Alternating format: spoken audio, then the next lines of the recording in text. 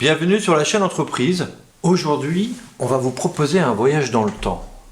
Mais avant ça, et afin que vous ayez toutes les informations sur les prochaines vidéos qui vont sortir, n'oubliez pas de cliquer, de donner des commentaires sur ce moment que nous allons passer avec aujourd'hui notre invité qui est Christophe Guérin. Alors Christophe Guérin, on va lui poser plein de questions sur 3 axes. Le premier, pourquoi la Bretagne? Pourquoi cette région magnifique dans laquelle nous sommes? La deuxième, l'environnement, plus précisément l'organisation. Comment il est organisé, Christophe? Comment il fait? Qu'est-ce qui se passe? Et puis 3, quelle folie il a pris à un moment donné pour se dire, tiens, je me mets en chef d'entreprise. Mais allons investiguer, allons voir plus profondément qui est ce fameux Christophe Guérin. Mais qu'est-ce que c'est que cette entreprise? CG, donc Christophe Guérin, je précise, exactement. Voilà. Généalogie. Alors, la Bretagne, la généalogie, raconte-nous, c'est quoi? La Bretagne, parce que breton. Breton, je suis né à Pontivy, donc pas si loin que ça, d'une mère née à Baignon, donc à proximité de Guer, et d'un père né à la limite entre la Manche et puis l'Ille-et-Vilaine. Voilà, je suis arrivé en Bretagne dès la naissance en fait. Et puis là, tu t'es dit, je m'installe. Je suis dans mon terrain. Oui, je suis bien chez moi, je suis mon territoire, ma région, et puis c'est une belle région. C'est une belle région, la Bretagne. Tu la connais, cette région? Je l'ai arpentée très longtemps. Très longtemps, que ce soit avec le foot ou avec la musique ou avec la passion d'histoire. J'ai très longtemps arpenté la Bretagne. La passion de l'histoire. Bon, on y reviendra, je pense que oui, c'est important. Tout à fait. Hein, c'est dans ton généalogie. C'est dans mes gènes. Ouais, c'est généalogie dans tes gènes. On touche à ton métier. Raconte-nous un petit peu pourquoi, c'est quoi la généalogie? On le sait peut-être, mais on a parfois une idée sur ce que c'est. Qu'est-ce que tu proposes? Alors la généalogie, c'est partir à la recherche de notre histoire personnelle, notre histoire familiale, découvrir nos ancêtres, ceux qui ont vécu avant nous, et ceux sans qui on ne serait rien, on ne serait pas là aujourd'hui. Voilà. D'accord. C'est aller chercher les traces de ce qui nous compose et ce qui fait notre personnalité maintenant. Tout à fait. Personnalité, je vais peut-être un peu trop loin, non? Est-ce que ça va? Ça peut lier avec certaines branches de la généalogie, avec la psychogénéalogie par exemple, qui peuvent déterminer notre caractère par rapport à ce qu'ont pu vivre nos ancêtres. Ok. Et comment ça s'organise? Enfin, et plus précisément, c'est qui tes clients? Ils viennent comment? Je veux voir. Les clients viennent par le bouche à oreille, par des publications sur mes réseaux sociaux, sur la presse, sur mes présences à des rencontres généalogiques, à des ateliers généalogiques. Donc c'est là comme ça qu'on se fait connaître en fait.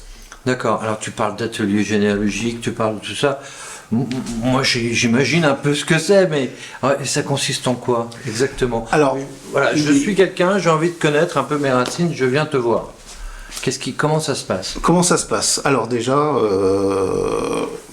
pour commencer vraiment une investigation, puisque c'est quasiment une enquête, c'est comme une enquête policière quelque part, la généalogie, c'est partir à la recherche de quelque chose en ayant très peu d'éléments à la base. D'accord.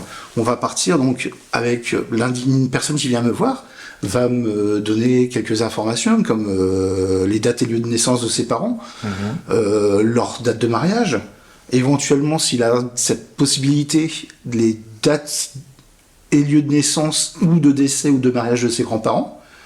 Et après, c'est là que j'interviens et que je remonte toute la généalogie de la famille. Ok.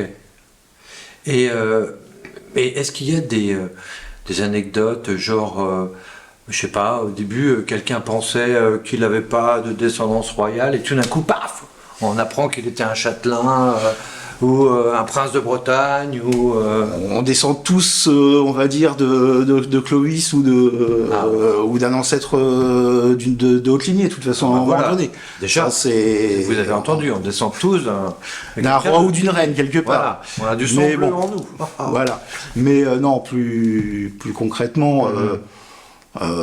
oui, on peut avoir sans savoir, dans un passé assez récent, de 2-3 siècles, pour moi c'est très récent.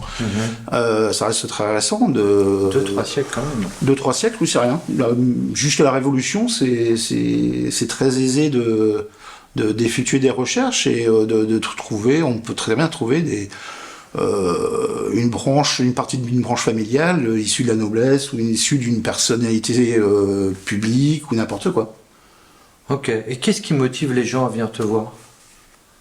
Un besoin de recherche sur soi-même. Ouais. Bien souvent, c'est les gens ont eu un décès, par exemple d'un père, d'une mère, d'un grand-père, d'un grand-parent, ou d'un frère, d'une sœur, ou d'un enfant, éventuellement, et se dire mais je viens d'où?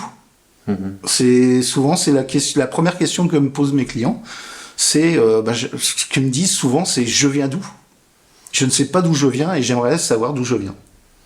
Se raccrocher à un commencement permet de pouvoir déterminer vers quoi on va. Quelquefois, ça peut être un tremplin pour un choix de carrière, par exemple. Pour un choix de carrière. Oui, j'ai un client que j'ai eu. Il disait non, je suis pas fait pour tel métier. Et en effectuant une recherche généalogique sur 5-6 générations, on s'est aperçu qu'en fait que tous ses aïeuls effectuaient ce métier-là. Ah d'accord. Et il s'est dit bah oui, mais en fait je suis fait pour ça. À partir du moment où il s'est posé la question tellement fort là-dessus, c'est qu'à mon avis il y avait quelque chose derrière voilà. Qui disait ça vient de gratter. Et il y a des gens qui découvrent des choses formidables sur eux. Ah oui. Il y a quelquefois il y a des surprises. Ah. Il y a des surprises. Des non-dits familiaux, par exemple, des secrets de famille. Il y a plein de choses. Chaque famille, en fait, a ses petits secrets, ses petites histoires. Et c'est assez rigolo. Quelquefois, on me dit, ah, mais de toute façon, moi, toute ma famille, elle est de tel endroit. Et on s'aperçoit que, non, il y a 3-4 générations. Non, le grand-père ou l'arrière-grand-mère ou l'arrière-arrière-grand-mère, non, il n'était pas de Bretagne, il était de Vendée. Ah, bizarre. Ah, on savait pas. Ah bah oui, ça. Puis les Vendéens et les Bretons, voilà. Effectivement. Donc, quelquefois, c'est assez rigolo. On leur dit, mais non, mais vous êtes pas trompés? Non, c'est bien ça. Si on suit bien la ligne. Voilà, exactement. On arrive bien sur ce chemin-là. Voilà. Et il y a des prénoms qui doivent ressortir, des choses. Tout à fait. Voilà. Il y a vraiment des prénoms qui sont un peu moins maintenant, mais jusqu'à la fin du 19e, on retrouvait très régulièrement le nom de la mère à la fille ou du père au fils. C'était quasiment systématique. On avait, à partir de la Révolution, après la Révolution avec les actes d'état civil, je ne vais pas rentrer trop dans la technicité, mais on retrouve sur les actes d'état civil au niveau des naissances relativement souvent 3-4 prénoms pour un enfant. Et on a les prénoms des parents, qui ont 3-4 aussi prénoms. Et on s'aperçoit que régulièrement, les fils s'appellent comme leur père avec au moins 1 ou 2 prénoms identiques. Et les filles, pareil, avec leur mère. Ok, donc après, ça te permet de remonter et de faire des liens. De faire des liens quelquefois, quand on a un doute. Quand on a un doute, ça peut permettre de débloquer certaines pistes. D'accord. Et donc, tu dois avoir accès à des tonnes de bases documentaires. Exactement. D'où le fait de vraiment spécifier en entreprise. Parce qu'on pourrait se dire, tiens, moi tout seul, j'ai envie de mener ça, voilà, j'ai envie de savoir. Mais toi, tu le proposes vraiment parce que tu as accès derrière. J'ai accès à des bases de données que un chercheur amateur, on va dire, n'a pas accès. Okay. Justement. D'accord. Je vois, par exemple, du fait de mon activité, j'ai accès aux actes et registres de moins de 75 ans, même si je n'ai pas un lien familial avec la personne. Ok. Alors que pour avoir accès à ces archives-là en version complète, si on n'est pas descendant direct de la personne, on n'a pas accès. Donc par exemple, tu vas aller chercher des informations sur ton oncle ou ta tante qui sont encore vivants, par exemple en acte de naissance, tu n'auras pas accès. D'accord. Alors que moi j'aurai accès. D'accord. Et qu'est-ce qui fait que ça te donne cet accès? Parce que je suis en profession libérale, en entreprise, en entreprise individuelle de généalogiste professionnel. D'accord. Et j'ai une accréditation par le ministère de la Culture qui me permet justement d'accéder à tous ces registres. Voilà, c'est l'accréditation qui fait la différence. Tout à fait. Et ce qui fait aussi le professionnalisme du fait d'avoir... parce que c'est souvent l'interrogation, généalogie, c'est bon, j'en fais à la maison. Oui. Non, le fait que ce soit une activité, il y a un registre, on était déposé, et ainsi de Tout à suite. fait. Il y a une reconnaissance professionnelle du travail que tu fais. Oui, tout à fait. Et quand on va le faire à la maison, on va le faire en dilettante. On va le faire une fois de temps en temps. Donc on va lâcher une recherche et puis on va revenir peut-être dessus 2 semaines, 3 semaines, 1 mois, 3 mois plus tard. Et est-ce qu'on va se souvenir précisément De tout ce qu'on avait fait, si on n'a pas noté, si on n'a pas bien organisé ses recherches? On va reperdre du temps à nouveau à refaire des recherches qu'on a déjà effectuées. Oui. Alors qu'un professionnel va s'organiser autour d'un dossier, ou 2 dossiers éventuellement, quand il peut coupler 2 dossiers pour des déplacements, par exemple, au niveau des archives départementales. Ça permet d'éviter de faire des déplacements pour rien. Il va couper Un professionnel, justement, va s'organiser sur ses recherches et il va pas perdre ce temps, justement, à repasser sur des registres plusieurs fois. Ah oui. Eh ben, moi j'ai appris un truc aussi qui peut être intéressant. Enfin, moi, en tout cas pas un truc qui peut être intéressant, mais j'ai une croyance. Enfin, je sais même pas si c'est une croyance, donc je me la confronte. Allez. On dit que parfois les 2 prénoms, c'est l'assistance publique. Est-ce que c'est vrai? Est-ce que c'est 100% des cas? Est-ce que c'est une croyance? Est-ce que... Plus ou moins, c'est les enfants, on va dire trouvés par exemple, comme on appelait ça, c'était les juges de paix à l'époque. Les juges de paix. Qui faisaient les déclarations. Okay. Donc en fait ça dépend des régions, ça dépend des personnes qui ont fait la déclaration de l'enfant trouvé. Si c'était donc soit un juge de paix, soit un curé, par exemple, c'est très variable. D'accord. C'est très variable. Ce n'est pas parce qu'on a un prénom en nom de famille qu'on est descendant d'un enfant trouvé. Voilà, c'est ça. Il faut savoir que les noms de famille datent à peu près du 11e, 12e siècle. Ah bon? Parce que tout le monde s'appelait Pierre, Jean, Jacques, Bidule, machin, et ainsi de suite. Mais, on va dire ça en rigolant, mais t'allais sur le marché, sur la place de la mairie, oui. Sur la place de l'église à Guerre, qui était juste derrière, justement, il y avait le marché au cochon qui était juste derrière le grenier numérique. Et tu vas appeler Pierre. Ouais, mais tous les Pierres vont se retourner. Ah bah oui. Sauf que, à un moment donné, il fallait bien trouver une solution. Ouais. Et puis en même temps, il fallait comptabiliser un tout petit peu pour les impôts. Pour savoir combien qu'il y avait d'habitants dans la paroisse, etc. Et il fallait bien trouver une solution, parce que dire Pierre un tel, il est dans telle ferme. Oui, mais Pierre lequel Pierre? Alors que là, on a commencé à donner des noms de famille, mais en fait par rapport au si distinctif des gens. Alors ça pouvait être Pierre le Grand, Pierre le Petit, Pierre le Bihan, par exemple. D'accord. Et le Bihan, c'est quoi, rappelle-nous? Le Bihan, c'est le Petit. Le Petit. Oui, le Petit. Le Petit, le Pierre le Bihan, le Petit. Ah, le Petit. Alors après, t'as le Gwen le Blanc, par exemple. D'accord. Pour la Bretagne, mais après ça peut être des sobriquets, dire le Borgne, parce que par exemple la personne avait un œil en moins. Donc ça a commencé à l'appeler Jean le Borgne parce qu'il avait un œil en moins, et ses enfants sont appelés Pierre le Borgne, Jean le Borgne, etc. Ouais, ça veut dire que maintenant les personnes qui s'appellent le Borgne, il y a très longtemps, voilà. Par exemple. Et là ils se disent, pourtant j'ai mes 2 yeux. Enfin, oui. Bon, voilà. Et après ça pourrait être sur des noms de métiers aussi. Qu'est-ce qu'on va avoir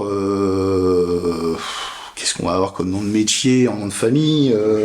Le boucher, par exemple. Ah oui, Pierre le boucher, voilà. Par exemple. Ah bah oui, et puis donc le métier pouvait être déterminant, le physique, et ainsi de suite. Exactement. Donc regardez votre nom de famille, et là vous aurez un indice. Et si vous voulez en savoir plus, n'oubliez pas, Christophe est là. Exactement. Donc, et puis je comprends, parce qu'effectivement, c'est pas en rassemblant tous les pierres qu'on fait une montagne. Non, ça se serait sinon. Ce serait plus facile.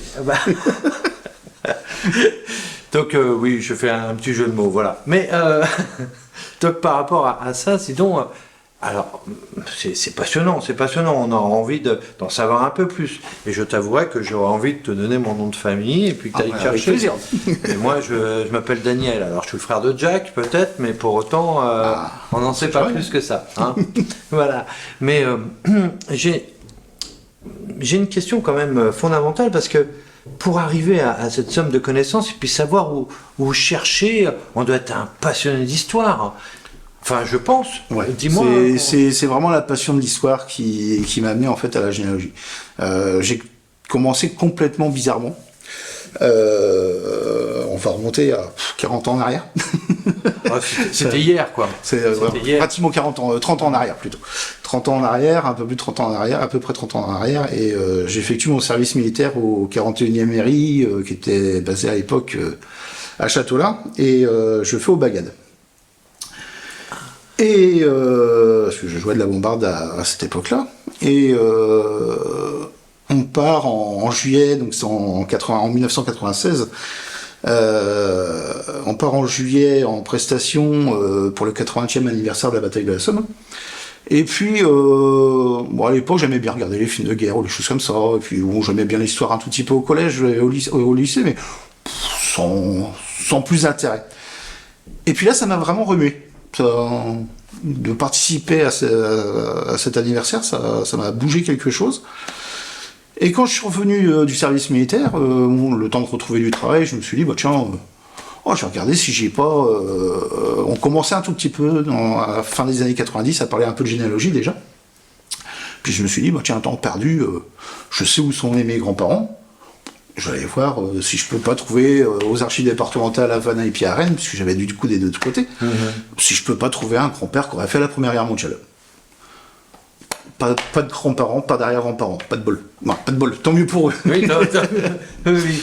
Et puis, je me suis dit, bon, c'est pas grave, je vais continuer un tout petit peu, du coup, à effectuer un tout petit peu de recherche sur ma famille. Puis j'ai commencé petit à petit à faire ma généalogie personnelle. Et dans les années 2010, à nouveau, l'appel de l'histoire qui revient, puisqu'on approchait du centenaire de la déclaration de la Première Guerre mondiale, du 3 août 14. Et je me suis dit, j'étais à Pleurmel à l'époque, et puis je me suis dit, bon, tiens, ça serait bien de regarder s'il n'y avait pas un régiment, comme il y avait le camp de Couette à côté, s'il n'y avait pas un régiment militaire sur Pleurmel. Et puis, pourquoi pas faire un tout petit peu de recherche. Maintenant, je commence à avoir un tout petit peu, au bout de 10 ans, à consulter, à me déplacer régulièrement aux archives. J'aimerais bien quand même faire un petit tour, puis voir si je trouve pas l'histoire d'un régiment sur Pleurmel, et puis apporter ma pierre à l'édifice pour l'organisation du centenaire. Et puis, il y avait bien le 102e RAL, régiment d'artillerie lourde, Hippophile, qui était basé à Pleurmel. Mais ce régiment, en fait, était déployé après sur différentes divisions, donc retracer un parcours de ce régiment, c'était un peu compliqué. Puis je me suis dit, mais je suis bête, j'étais au 41. 41e RI, Okay. régiment d'infanterie, qui, il y a un siècle, était basé à Rennes. C'était le régiment d'infanterie rennais. D'accord. Je me suis dit, tiens, pourquoi pas partir faire des recherches sur le 41e RI. Et ça a commencé comme ça pendant 4 ans à faire des recherches, recenser tous les... Alors quasiment 90% des soldats qui sont partis de Rennes le 5 août 1914, direction l'Est de la France et surtout la Belgique.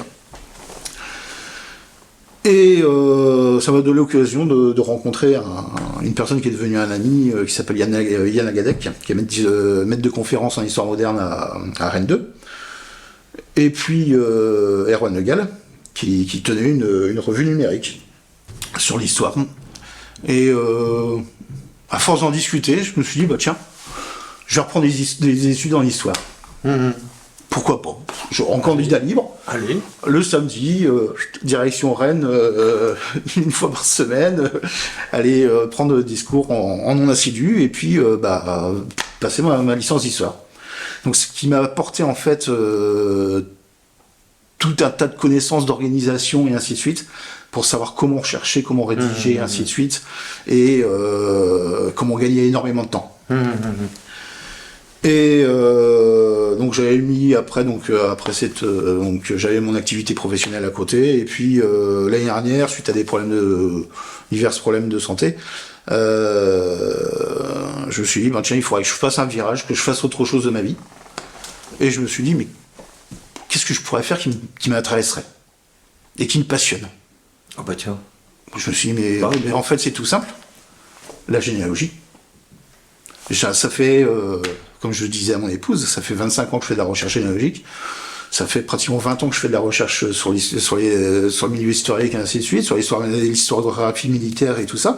Je me dis, pourquoi pas couper les deux et d'en faire mon métier. Et voilà. Et c'est comme ça que j'ai démarré par la passion, j'ai créé mon activité.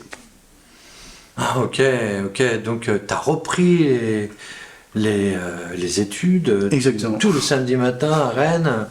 Pour vraiment... pour la passion, en fait. Bah voilà. Juste pour la passion à ce moment-là, et sans avoir l'idée d'en faire mon métier un jour. Bah c'est un super message, parce que ce qui est intéressant en plus dans ce que nous annonce Christophe, c'est qu'à partir du moment où vous avez une passion, vous voyez que la passion peut aussi vous amener à avoir des diplômes, à vous passionner, à avoir... Et les diplômes, là, dans l'école et ainsi de suite, ça vous permet d'être assidu, parce que tu as dû l'être obligatoirement pour décrocher, et puis se dire et donc d'apprendre à apprendre, et encore plus. Oui, et puis à savoir se sourcer, comme on dit en histoire, à s'appuyer sur des sources pour confirmer ses dires. Et ce qui m'a amené justement, c'est pour ça que je parlais de Diane tout à l'heure, de Diane Lagadec, parce que ça m'a permis en 2016 de coécrire un livre avec lui, qui s'appelle 1916 de régiment breton à Verlin. D'accord. Donc on appréhende le passage du 41e et de son régiment de réserve, le 241e, sur une dizaine de jours à Verdun, en fin juin, début juillet 1916, sur Fleury devant Douaumont, où ça a été une véritable boucherie. J'ai eu là... les deux régiments ont perdu pratiquement 40% de leur effectif entre les tués et les blessés sur une estimation de 10 jours à peu près. D'accord. Et en effectuant ces recherches-là, je suis rentré en contact avec le petit-fils d'un sous-lieutenant, le sous-lieutenant Ledorec, qui avait pris des photographies justement lors de sa présence au régiment.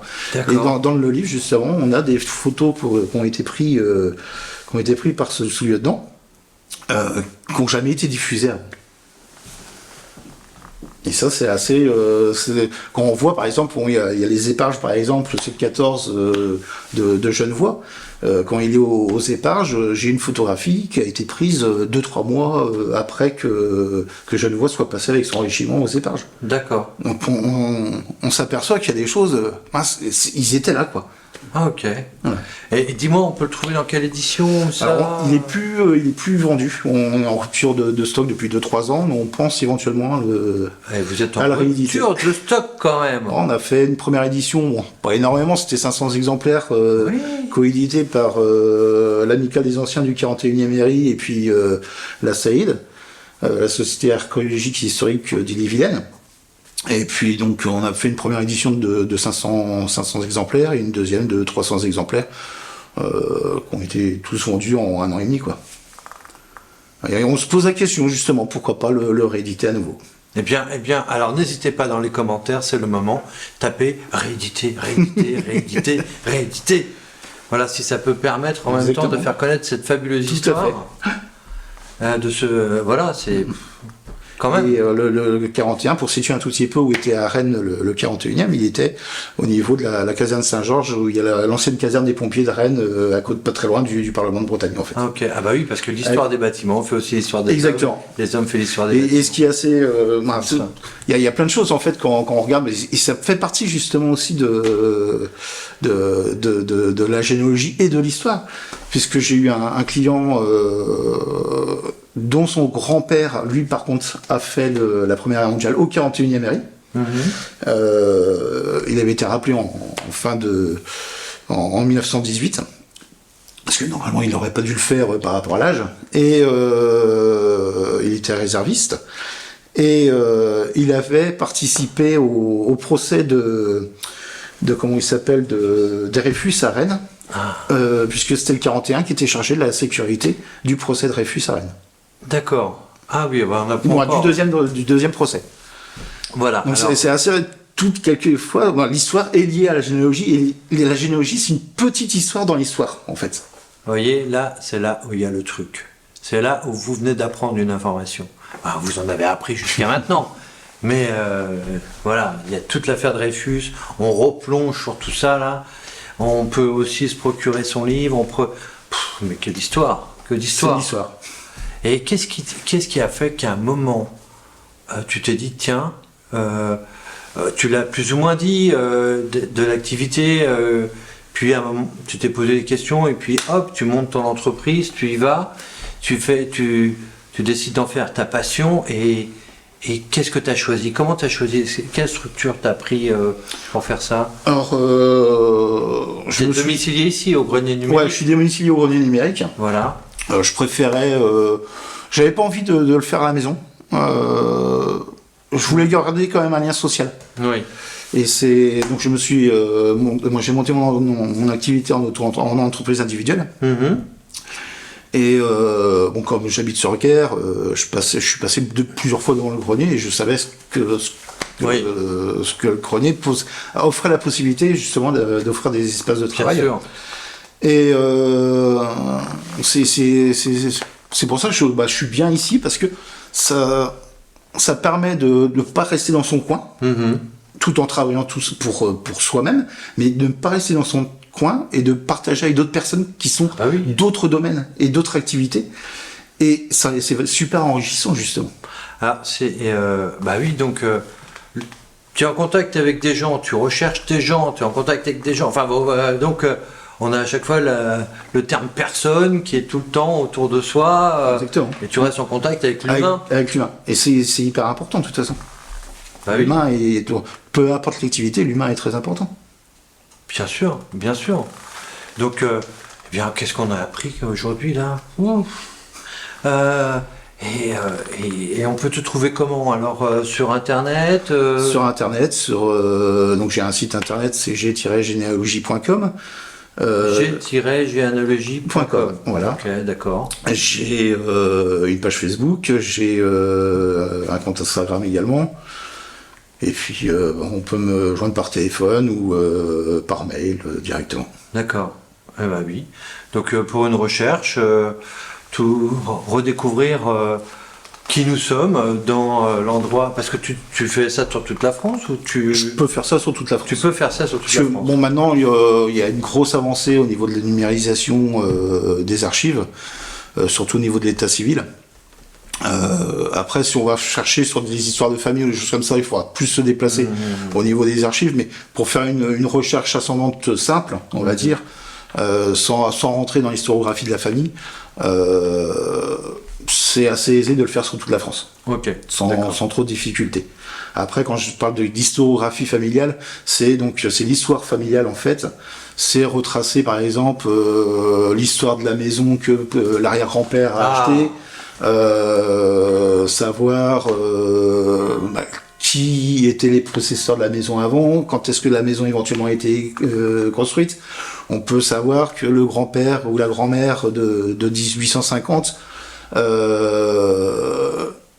l'endroit où ils avaient leur maison, on peut savoir le nombre de portes, le nombre de fenêtres qu'ils avaient. À ce point-là, on peut avoir énormément de choses, puisque en fait avec les archives notariales, qui sont pas spécialement numérisées, et il y a des départements qui commencent à les numériser, on peut avoir plein d'informations au niveau des impôts pour les taxes et ainsi de suite. On peut avoir aussi avec les archives notariales tout ce qui est au niveau de la succession, puisqu'il y avait un inventaire de succession qui était effectué systématiquement après le passage du juge de paix, donc qui venait mettre le scellé. Il y a le notaire qui passait, qui faisait un inventaire complet de tout ce qu'il y avait, même le linge de maison, la nourriture, tout ce qu'il y avait dans la maison était inventorié. Et ça, on peut savoir que papy et mamie de telle époque, ils avaient 3 chemises, 4 caleçons, 5 jambons qui étaient dans la cave en train de sécher, etc. Et ça, c'est l'histoire de la famille, justement. Parce qu'en fait, Et là, on a un point supplémentaire. Enfin, en tout cas, je vais poser la question, on ne sait pas encore. Tu fais pas que de la généalogie de personnes, tu peux aussi faire de la généalogie de maison. Exactement. Avec le cadastre, avec ainsi de suite, on peut tout trouver en fait. Donc en fait, tu peux savoir, cette maison, quand elle a été construite, elle a été détruite. Exactement. S'il y a des S'il y a eu des extensions, s'il y a eu des fenêtres qui ont été agrandies ou supprimées, etc. Alors, j'avais un petit peu allé chercher, mais et s'il y a eu des événements dans cette maison? Exactement. On peut savoir, avec la presse ancienne par exemple, Oui. on peut savoir s'il y a eu des faits divers dans telle ou telle commune, à quels endroits ils ont eu lieu, etc. Si la maison est construite sur un cimetière, ou Par exemple, tout ça. ça pourrait Enfin, bon, arriver. là, c'est parce que c'est une vidéo. Normalement, c'est ça. Bon, ici, à mon avis, ça serait pas étonnant que la maison ait été construite sur, le grenier a été construit peut-être sur un ancien cimetière également. D'accord. Ça, c'est tout à fait possible. Bienvenue. Parce que l'église, en sachant que l'église de guerre, par exemple, celle qu'on a actuellement, ne date pas de, est assez relativement récente, puisqu'elle avait été brûlée. L'église précédente avait été brûlée par les royalistes juste après la Révolution, parce que en fait, ils pensaient que les bleus, donc les révolutionnaires, se servaient du clocher pour comme observatoire pour regarder justement les mouvements de troupes dans le secteur. Les mouvements de troupes royalistes. Et du coup, les royalistes avaient détruit l'église de guerre qui a été reconstruite dans les années 1810 ou 1820, quelque chose comme ça à peu près. Waouh, ok. Il y a plein d'histoires qu'on peut retrouver comme ça.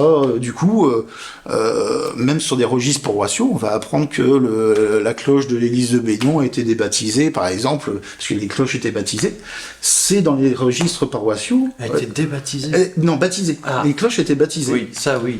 Et on peut savoir qui étaient les parents, et les marraines de la cloche, quand est-ce qu'elle a été baptisée, etc. Il y a plein de choses en fait qu'on peut retrouver, et c'est de la recherche généalogique, mais qui permet de faire... Ça ne s'arrête pas aux personnes, ça va jusqu'au bâtiment, ça va jusqu'à... Enfin, tout ce qui est généalogie en généalogie qui rentre dans l'histoire familiale, en fait. Trace dans le temps. Voilà, dans l'histoire locale des gens. Ok. Nos ancêtres, qu'est-ce qu'ils ont pu vivre à telle époque, et ainsi de suite. Et pas seulement quand est-ce qu'ils sont nés et tout ça. Voilà. Eh ben dis donc, on a appris énormément de choses. Et comment ça gère ton activité?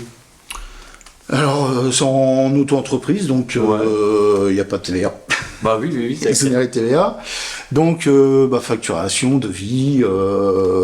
On découvre des choses, comme toute entreprise, en fait. Quand on se lance dedans, on découvre un tout petit peu tout ce qui est devis, facturation. C'est assez simple, en fait. La gestion d'une entreprise individuelle reste assez simple. Puis il y a le bilan tous les ans. Oui, voilà. Après, si on suit notre facturation au jour le jour, moi, en tant que prestation de service, j'ai pas vraiment d'achat de matériel que je vais devoir facturer ou des choses comme ça. Bien sûr, c'est du déplacement. C'est rare, quoi. C'est vraiment, ça va être, ce que je vais avoir en frais, ça va être du déplacement et puis c'est tout, quoi. Ouais, c'est de la prestation intellectuelle. Voilà. Ok. Donc c'est très simple, en fait. C'est une gestion et une création qui est quand même relativement aisée. Ok. Bon, dis donc, moi j'ai envie de dire, il y a un moment donné, j'ai envie de te poser la question parce qu'on a vu vraiment l'ensemble de ton périmètre, et je vais te poser cette question. Est-ce qu'il y a, d'après toi, une question que tu aurais aimé que je te pose et que j'aurais omis de faire? Comment peut-on commencer à s'intéresser à la généalogie, par exemple? Bien sûr. Comment on peut... alors c'est relativement simple, on va dire. C'est relativement simple. On va prendre, comme je le disais tout à l'heure, c'est date de naissance de papa, de maman. D'accord. Voir où ils se sont mariés. Et puis, si on a de la chance que c'est dans la commune ou dans la commune à proximité, on va aller se déplacer à la mairie avec notre carte d'identité. Puis on va demander une copie conforme de l'acte de naissance ou de l'acte de mariage. Et puis dessus, automatiquement, on va avoir papy-mamie qui vont être identifiés. Éventuellement l'âge de papy-mamie. Donc on va savoir quand est-ce qu'ils sont nés. Et puis on commence comme ça. Et on commence petit à petit. Après, on peut s'appuyer. Il Ça va demander du temps automatiquement, Oui. mais moi je vois, par exemple, je propose des ateliers d'initiation et de perfectionnement sur la Ah oui, il y a généalogie. ça aussi que tu Voilà. proposes. Ah bah oui, parce que monsieur ne s'arrête pas aux Bah. maisons, monsieur ne s'arrête pas. Il propose aussi Exactement, des ateliers pour, des animations. pour apprendre justement à faire ça. Que les gens n'ont pas spécialement les moyens de s'appuyer des services d'un généalogiste professionnel. D'accord. Ils préfèrent ou ont la préférence de le faire par eux-mêmes, mais ils ne savent pas spécialement comment faire. Ok. Et ça, c'est une chose justement que je peux proposer aux gens, c'est les accompagner sur des ateliers de 2 heures. En fait, tu leur expliques comment. Exactement. Tu leur expliques le Voilà. comment. Avec des cas concrets, on fait des recherches ensemble sur des cas concrets, et ce qui permet justement aux gens déjà de s'approprier un tout petit peu la généalogie. D'accord. Et les recherches surtout. Bon. Ah, alors, ça va faire. Il y a beaucoup de choses, énormément. On apprend un nouveau métier, on apprend une nouvelle recherche. Est-ce que tu as autre chose à rajouter? Bon, je pense qu'on a fait le tour sur On a fait un bon petit tour un bon petit tour, Voilà. un ensemble là. Et justement, nous allons terminer là-dessus. Et je tiens à remercier, parce que oui, derrière cette image que vous voyez, il y a un caméraman. Et ce caméraman, c'est Gilda de Iris Images. Et il y a dans la recherche permanente notre ami Pierrick aussi, qui est et qui va arriver d'un moment sûrement à l'autre, je ne sais pas, on l'attend, peut-être pas, je ne sais pas. Mais en tout cas, pour avoir plus ample renseignement sur Christophe Guérin et puis généalogie, CG Généalogie, n'hésitez pas à inscrire dans les commentaires différentes, posez vos questions. Vous retrouverez bien sûr cette vidéo sur son site aussi, ou sur ses réseaux sociaux. Et puis n'hésitez pas, likez, regardez, dites ce que vous en pensez. Écoutez-nous aussi, vous êtes en voiture, vous vous dites « Oh tiens, j'ai envie d'écouter ce qui se passe ». Spotify est là, nous sommes aussi sur Spotify, nous sommes aussi sur Apple Podcast et bien sûr, nous avons aussi nos rendez-vous habituels avec la Minute de l'Entrepreneur sur les différents conseils que nous pouvons vous transmettre.